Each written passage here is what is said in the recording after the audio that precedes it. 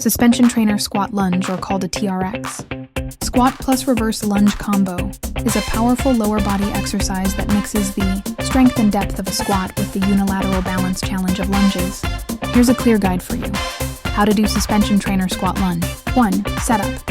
Adjust suspension trainer straps so the handles hang around mid-length. Stand facing the anchor point, feet about hip width apart. Hold the handles with a light grip, elbows bent close to your sides. Lean back slightly, keeping tension in the straps. 2. Movement. Step 1. Squat.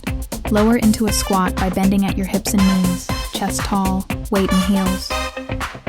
Use the TRX straps for balance, not to pull yourself up. Step 2. Transition. From the squat, push through your heels to stand. As you rise, step one leg back into a reverse lunge.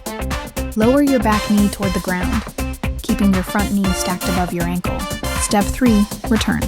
Push through your front heel to return to standing. Repeat. Squat, stand, lunge with the other leg. Continue alternating lunges after each squat. Muscles worked. Quadriceps, front of thighs. Glutes, butt. Hamstrings, back of thighs. Calves, stability. Core, balance and posture. Tips. Keep your chest lifted. Don't collapse forward. Avoid pulling with your arms. They're only for stability. Move slow and controlled to improve balance.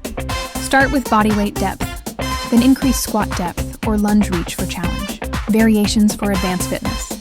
Jump squat to lunge. Add a jump at the squat, then go straight into the lunge.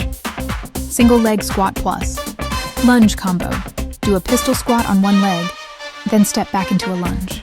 Weighted suspension trainer squat lunge.